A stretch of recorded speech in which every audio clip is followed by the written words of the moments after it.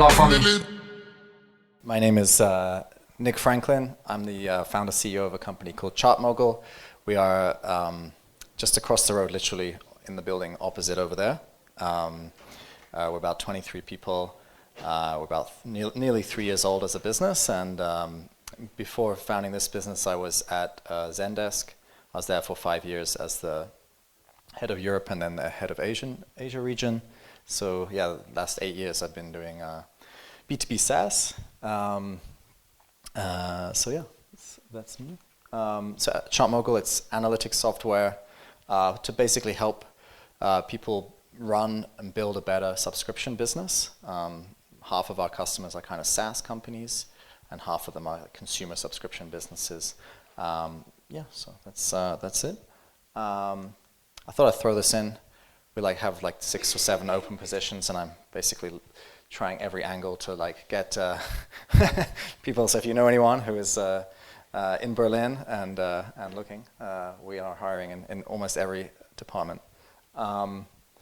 So today I'm just going to talk a little bit about freemium and what we've learned. But I got to be honest, we only introduced a freemium plan 2.5 months ago. Less than 2.5 months ago at the start of July. So I probably shouldn't be giving this presentation now, but somehow me and Lou were chatting and we thought it's a good idea, so that's what we're doing. So I tell you what we've learned in the last 2 months about freemium. Pricing is complicated. We've had a rather, I sometimes feel quite jealous of companies like Zendesk or Salesforce, these kind of companies that charge by seat, like by seat licenses. Because it's seems like really you know what to do with pricing. But companies like us who charge by volume or analytic where seat doesn't make sense, it's much more complex to do pricing well. There's no perfect solution. So we've been through so much iteration on pricing.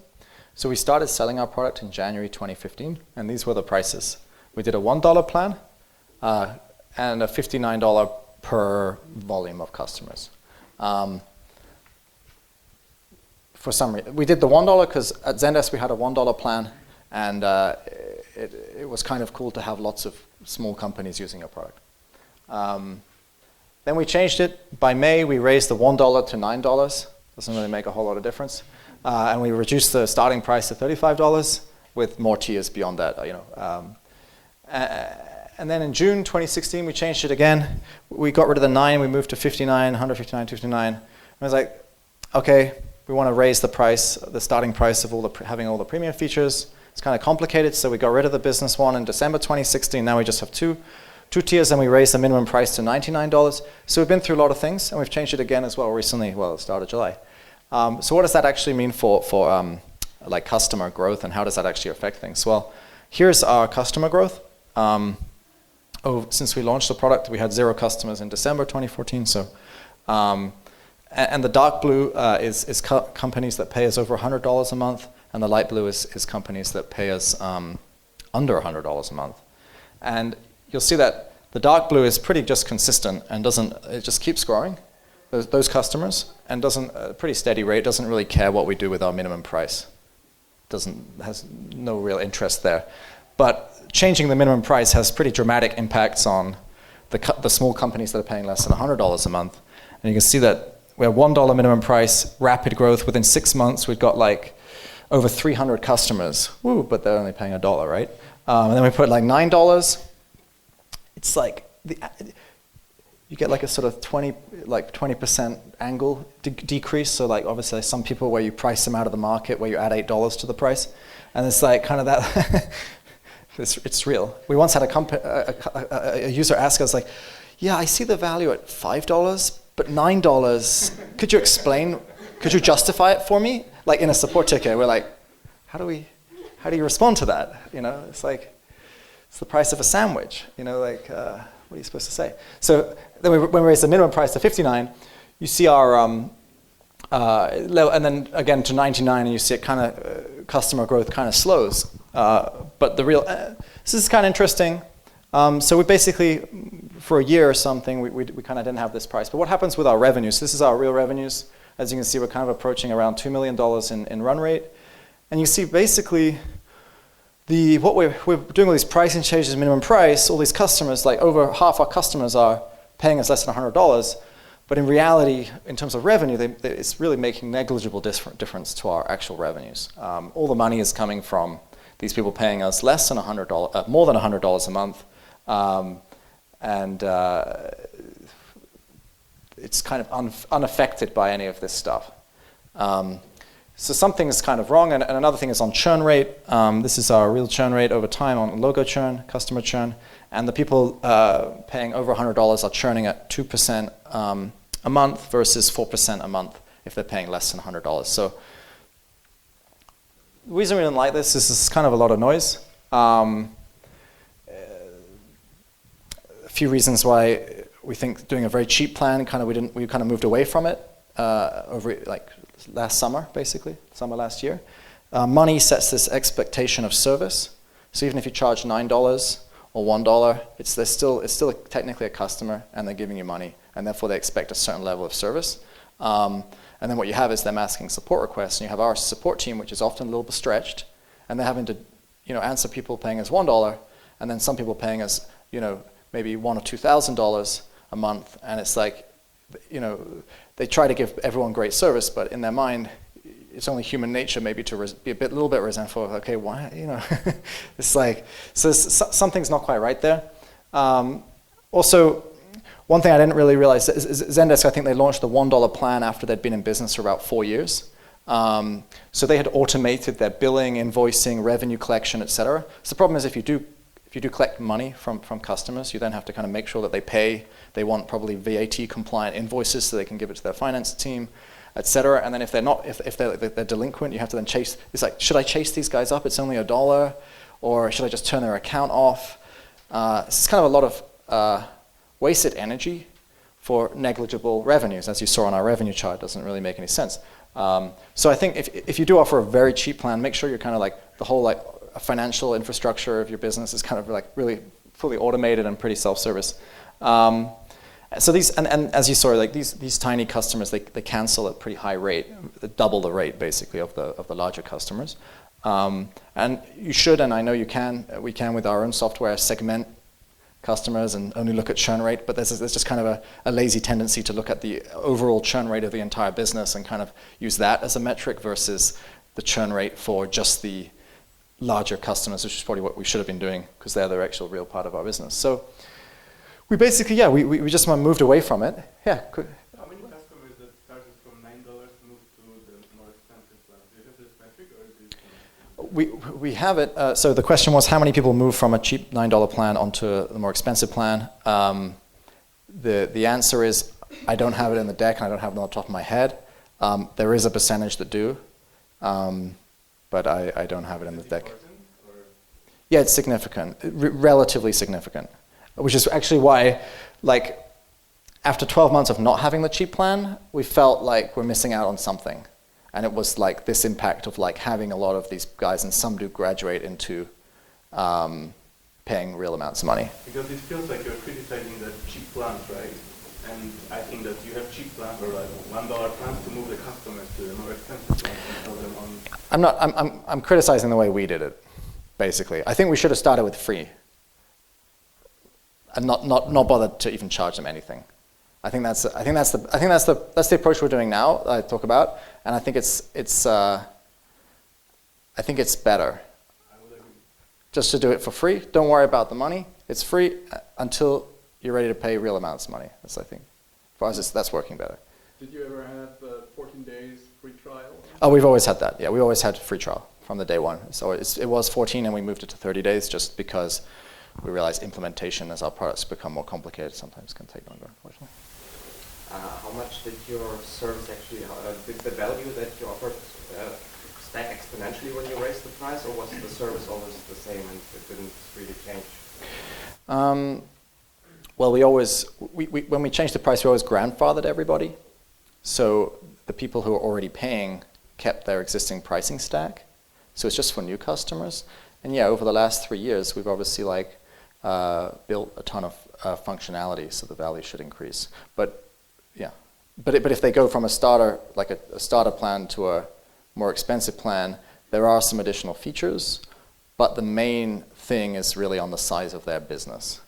And the product should naturally provide more value if you have a bigger business, if it's analytics, like you're automating the reporting of larger data sets, you're saving more people more time, you're also providing insights which can allow you to like make changes in your business which will have larger dollar impacts down the line when those changes in your business become realized. So I think it's relatively aligned.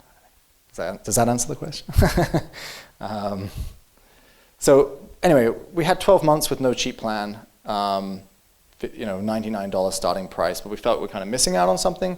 So this has been kind of got us thinking about maybe the solution is to do a freemium plan, and that's what we introduced on July 1st.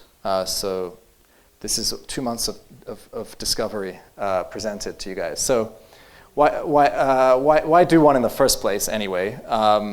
This is what we were kind of thinking at Zendesk was the main reasons we had these cheap plans. One was to catch the next Airbnb when they're still tiny. Zendesk, we were lucky we had like Groupon or Uber or Airbnb, these companies when they're really small. Groupon, I think, signed up with just a couple of support staff and then had thousands of support staff over time and became a very large account. And a lot of that's, if you don't have this very low cost or free plan in the beginning, you miss out. You miss out on that. Increase the reach and word of mouth effect. I'm sure anyone here who's worked in SaaS for a while knows that after some time, most of your customers, they're coming from word of mouth. Organic means that versus like kind of paid advertising, that kind of thing. So anything you can do to amplify this kind of word of mouth is really valuable and probably quite hard to measure, unfortunately. And then also to take oxygen away from the competitors. I mean, I think this works if you believe you have the kind of best product. It's like to stop being undercut on price. Simply have some solution where the entry price is so low that it's like a no-brainer.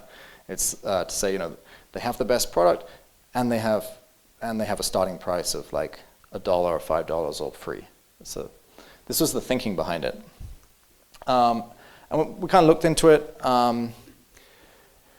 We found there's sort of two types of doing freemium, two big types. You can have ones with kind of soft limits. This is things where you can basically keep using the product forever. And the goal there is to get a ton of people using it and to kind of design in things that will kind of like push people onto paying or encourage people to pay. And there's a gradient there. Like Trello's is very soft. Like there's very little reason to upgrade your Trello account unless you really want like granular permission control over your team's activities or something like this. Whereas Slack, as you get to about 10 people, it gets more and more unusable, where they basically kind of like, you could keep using it, but it becomes like progressively more unusable. And Calendly is more like a Trello, like I think, it's kind of more feature driven. And then there's ones with hard limits, which is what we decided works best for us, which is like basically the product it's just going to stop working once you hit some certain parameter. I think Algolia have the same. I think you get a certain number of search API queries per month, and anything over that you have to pay. And MailChimp's the same, that you get a certain number of contacts, but it's like as soon as your list grows beyond a certain point. So it's kind of a hard limit, and that's what we decided is best for us because we just couldn't find enough ways to kind of differentiate our feature set. I think the soft limits works better when your market is like really enormous, where it's like every single person in the world who works at a company could like use your product. Then the soft limit approach is probably preferential, things like Slack and Calendly. But if the market's not quite that large, then the hard limit's probably the better approach. So this is what we rolled out in July 2 months ago. So we've simplified our pricing to basically, if you're big, if you have lots of customers, just contact sales, and then we only have one paid price. This has really simplified everything for our team as well. And decision making in the customer, we've just limited the decision making. And then we introduced this free plan, which is basically has this hard limit. If you make more than $10,000 in MRR, you cannot buy it. If you make less, you can you can use ChartMogul for free. And it basically has 90% of the features. So if you make less than 10,000 in MRR, there's really very little reason to upgrade. And then when you get over 10K, you basically get a New York Times style paywall that says congratulations for hitting $10,000 in monthly revenue. If you wish to continue, please click here. So this is the approach we've gone with. This is, I guess, the aims and what we are trying to get out of it. Also reduce churn. So this is kind of the three I talked about earlier. And also have some fun. I think sell to really small startups, sell like free, but it's like sort of selling. Digital nomads, I don't know, we had all this customer growth in the first couple of years that we just kind of let disappear when we were just charging $100 for the product. So I think part of it is to kind of have to create some kind of spark or something interesting. So on some of these points, increase reach. So we actually knew-ish that if we introduce this free plan, we'll get more trial signups, because when we went from $9 to $59, we instantly got like 40% decrease, 30% decrease or something in trial signups, like overnight. And it never really I mean, our marketing team worked hard to kind of like, do more content and push that up, whatever. But overnight, we had a more than 50% increase in trial signups when we introduced the launch plan in July. So dramatic increase in trials. I mean, I think you can optimize your website a lot, and you tweak and A/B whatever, but we found nothing gives you more leverage over the sign-up rate to trial than the pricing page. Because we found like almost everybody checks the pricing page before signing up, and just changing the price is the biggest thing that will affect. You can play with your funnel, sign-up forms, etc. Nothing makes a difference like the pricing page. So yeah, we instantly get this boost, and that's been really cool. In terms of new sales as well, we were getting, these are paying customers, the red ones. We were getting a lot more paying customers when the starting price is $9. Go figure, right? And that dropped a lot when we increased it to $59, and dropped again when we increased it to $99. So now we're getting these people. So with the free plan, they sign up for a free trial, and but they still have to go through a kind of fake checkout process where they actually select the free plan. They don't have to put in a credit card or anything, but they still have to proactively go in and select the free plan. So we're now getting tons more of these free customers overnight than we are actual paid customers. So this has definitely changed our business. We're not quite sure how yet, but it's definitely going to change things up a little bit, because we're going to end up over time with this huge usage base of free users, which is cool.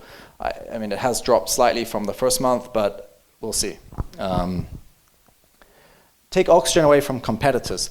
I hesitated to do this, but one of our competitors does share their customer chart on their website. So we actually have the ability to see. I hesitated because maybe I come across as an asshole, but you can see their customer chart, and they have now 800 full customers July 1st, and it's always been going up, really, and now it's actually declined to 796 and stagnated and declined, and we have nearly 300 people now on our free plan, 300 customers. I can't help but think some of the it does work. So most people are not able to have a look at their customers real-time customer graph, but we do. So yeah, I think these were the aims. I think for the accomplishment, we don't really know yet if any of these 285, whatever the number is today, launch plan free customers will turn into the next Airbnb. I hope so. That would be cool. But it's too early days to know that. Increased reach, definitely, it worked. I think so. Reduced logo churn, I think it will. The numbers dictate that it should at the aggregate level. And then have some fun. Yeah, it's more fun. We have like all these people. I think it creates a bit more buzz just to have more people using your software, even if it doesn't really impact your revenues short term. In the future, we probably should get into more of these things. But for long-term success, how do we measure that? And some of the questions you had, what percentage do? What's the average length of time it takes for a free user to hit the limit? of $10,000 in MRR. There's probably some that will never hit that limit and they'll just maintain themselves as a small business. And then if they do hit that limit, what percentage of those guys actually end up upgrading to a paid plan?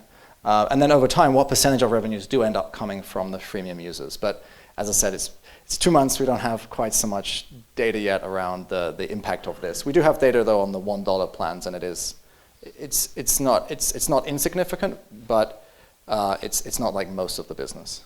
I should have included that actually. I think don't do freemium if kind of like if you're a very enterprisey business.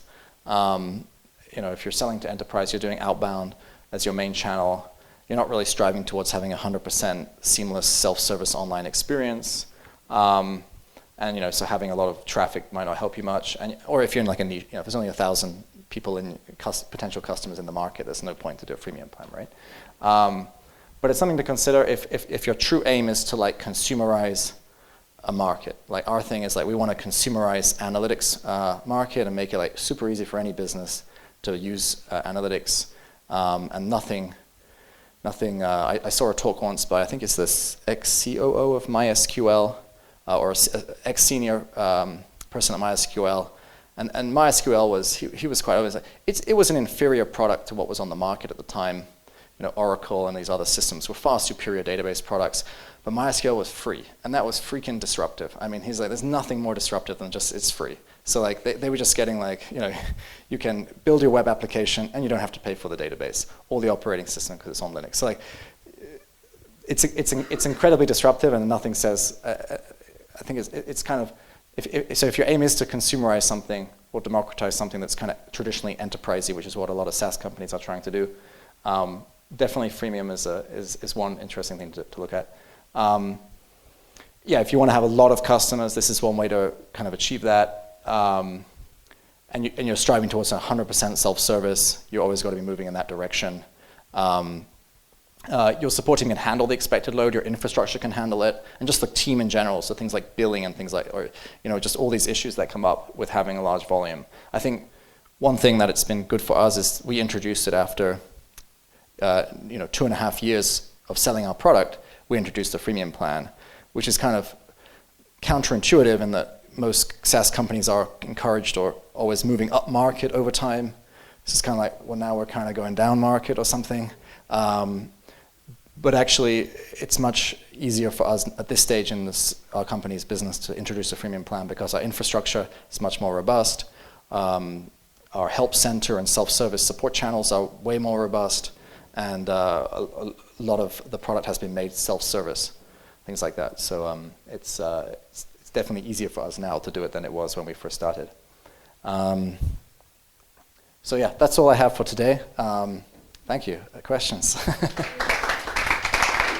Hi, thanks a lot for the talk. My question is, can you say anything about operating expense per plan, like what it costs you to host and support a free customer versus paid plans? Yeah, it costs almost nothing for us at this stage. Negligible cost. We wouldn't even measure it. Yeah, like there's no impact on our. We've only been doing it 2 months, and we've added these 285 free customers, free users. And we saw that 70% of them have actually onboarded and are using the product. So it's a decent rate. So they're not just signing up because it's free. At least 70% of them are actually onboarded. But yeah, there's been no impact on our hiring one person is like a much bigger impact than this would be. Did you have to expand your support team to handle the new customer? Yeah, It costs money, right? Again. Well, I think we have a comprehensive help center in Docs now, and the expectation is set that you do not get email support. It's self-service. Of course, it doesn't always work. There are some questions you just can't self-serve yourself on.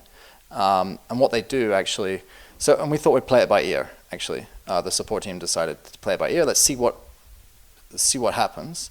And so they've created a macro that they use, which basically says, as you're on the free plan, please use the help center, but we'll try and get back to you later because we have to prioritize our paying customers. So something like that. It's like saying, in a polite way to say, we're going to come back to you, but right now we have a bit of a backlog, so yeah. But if there's no backlog, I'm sure they'll just help them right away. But yeah, I don't see it as being a significant additional investment for us on support. Hi. How big, or when you entered the market, how big was the competition? Did you have any direct competitors, and how did that influence your initial pricing decisions? Yeah, I mean, actually that $1 plan, part of that is around like, hey, let's get some market share, because we're about 12 months later than we had about 3 or 4 companies starting around the same time. The earliest one started a year before us, and then there was like 1 or 2 that started a couple of months, and then another one started a month after us, this kind of thing. So yeah, part of having this like $1 starter plan was to say, let's try and grab some market share, some excitement, some interest, and yeah, absolutely. Cool. And they weren't that big, I mean, at the time, the competition, because everyone was getting started in the same kind of 18-month window, all the companies. What sort of infrastructure did you put in place to reduce resourcing around your freemium customers? And I guess knowing what you know now, if you were to start ChartMogul again, would you go freemium from the start, or would you always say 2 years paid customers to, I guess, develop that infrastructure? Yeah, so we didn't put in place anything new for these customers, because the infrastructure is pretty, at this point, relatively robust and elastic, and we can spin up new shards and this kind of thing quite easily. And also, you can only sign up for this if you have less than $10,000 in monthly revenue. So the amount of data processing that would have to do for a company with less than 10K a month in revenue is not going to be that much. Unless they're charging like 1 cent per customer, therefore they have like, I don't know, what's the 100,000 or something customers, then it's like different. But yeah, no. Would I go back and do freemium from the start? Maybe. I mean, we as you can see, pricing for us has been like a little adventure, like constantly changing things around. Hopefully this will stick for a while, the new stuff. But I think I definitely would have done it in place of doing a paid plan. Like having all those customers paying $1 or $9, as you saw it didn't help revenue, and it would have just been simple. And the thing is, once they start paying you feel like, well, if their like credit cards are failing, you're like, well, they should be paying us, right? It's just like, but really, what you shouldn't be thinking that, because it doesn't make any difference to the revenue, on a percentage basis. So we should have just, in hindsight, done a free plan instead, and then we wouldn't have to worry about billing and stuff. And if you get a customer paying $1, it's like, oh, we need a VAT compliant invoice for our country of residence, whatever. So it's like. So yeah, I think free, I definitely would have done a free instead of paid. But whether or not we would have, in hindsight, delayed doing any low cost or free plan for maybe 12 months until the system was more self-service, this kind of stuff, which is just lots of small tweaks, right? Like I saw, I think a talk from someone at Atlassian recently online, and it was like, they see support tickets as like bugs. Like every reason for a support ticket should just be engineered away. And it's true, like a lot of it can be. Like until recently, to change your password, you had to log out and request a reset password thing. So people were emailing going, how do I change my password? And we had to say, well, you log out and then you request a reset password link and then you get it. Now you can, within the app, just click change password and change it within the app, and that reduces support. So if you just keep doing that kind of stuff, you go more and more towards fully self-service product.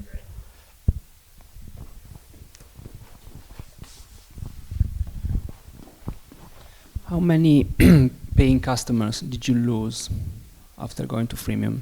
So people that were paying and said, okay, it's not worth to pay anymore because we are not that big. Yeah, maybe like 4 or 5. Yeah. Very few. Yeah. And also they couldn't be they wouldn't, it's unlikely they'd be paying for any of our larger accounts, because we do it on customer volume. So it's kind of weird.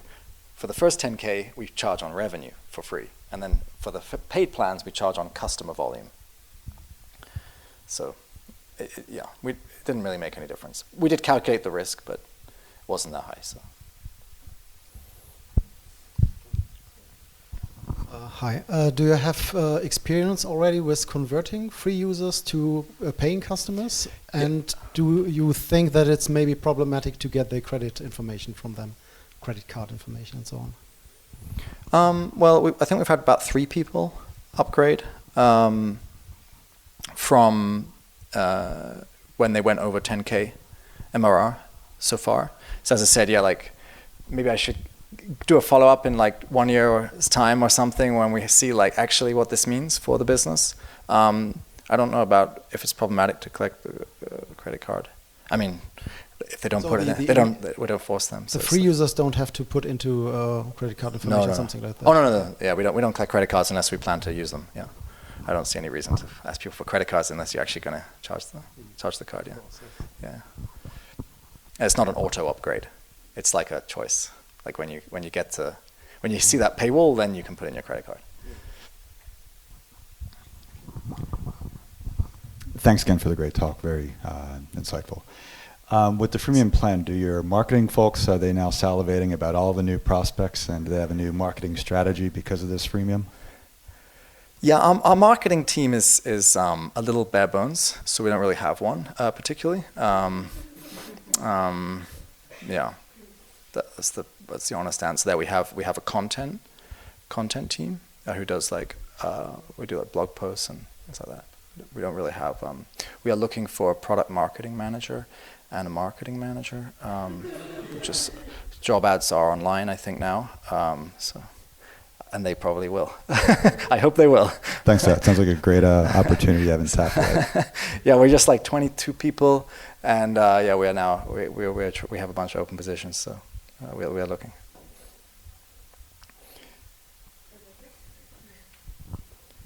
But our sales guys like the increased trial volume. Definitely, we have 3 people doing inside sales. So trying to convert trials into paid, and it's definitely wow, more leads. A lot of those leads, go on the free plan, but. I have 2 questions. Sure. One, are you seeing a difference in terms of paid customers versus the free ones? Like you talked a little bit about that earlier, how you think it's going to change your business. But number 2, it's clear that you've kind of stayed away from these dark UX and dark pricing models and just generally not being an asshole. Has that been difficult? Were there times where that could really be useful right now? And how did you steer yourself and your team away from that? We didn't even consider it. I mean, it's not a consideration because it's also B2B and we don't want churn. So we're selling to businesses, and we'd rather there's no benefit to us to having a customer just cancels a month later. So some sneaky thing where you ask for a credit card and they go over, or you auto charge. I don't know. It's we're not in I think that stuff maybe in consumer there's a lot of weird stuff going on. But with us it's about building relationships with other businesses that hopefully last many years, and we charge them more as they get bigger as businesses. So it doesn't really work. It didn't even come up. Yeah. Cool. Yeah, you had another question? That was the first one. If you're already seeing differences in your freemium customers, and how if you're seeing how that's going to impact your business, or if it's too early, or. Yeah, I guess it's too early. We could draw some conclusions from when we had the $1 plan and how those people upgraded over time, and they do upgrade and they do contribute. It's still it takes time though because we basically charge on the size of the company. So only a few companies are gonna, in 2.5 years, become very large from earning less than $2,000 per month. So the majority of our revenues are still from people that started maybe paying $500 a month and are now paying $1,000 a month or something like that, versus started on $1 or free. They might now be paying a few hundred or $100, something like that. So I think it takes time, but we'll see. I think we don't have enough data, but in time we'll see. I think it's going to be interesting for sure. More interesting to me actually than the I actually not very bullish on the potential revenue impact of free users upgrading. I think in the long term, yes, but in the short term, I think for the next year, it will have negligible impacts, is my guess. The more exciting part for us is the word of mouth effect. Some of these people who work at the small startups, maybe they go work at a big startup, or they have friends who work at a larger company, they tell them about it, and it kind of like just having, like in 2 months adding like nearly 300 people, like those people will move around and tell their friends, and that just creates more buzz, and then that will lead to larger deals. That's more which is really hard to measure, but I think that's the bigger thing for me than trying to get money from these guys. We're not doing this 10K plan to like make money from them. It's to just get more people, really. It's like. Then about that, are you planning to incorporate their product suggestions or product needs? And how are you planning to prioritize that and change your product based on what they need and what they want, if at all? I don't think at all, because I mean every small business wants to be a large business. I mean, wants to grow, right? And our product has, it has the things that a tiny business would need, and not all, but a lot of the things that a larger business would need. So it's more like adding stuff for larger businesses that we don't currently have great support for, versus adding more features to tiny businesses, because we already have pretty good coverage on what they would need today, I think. Thanks guys, thanks for listening.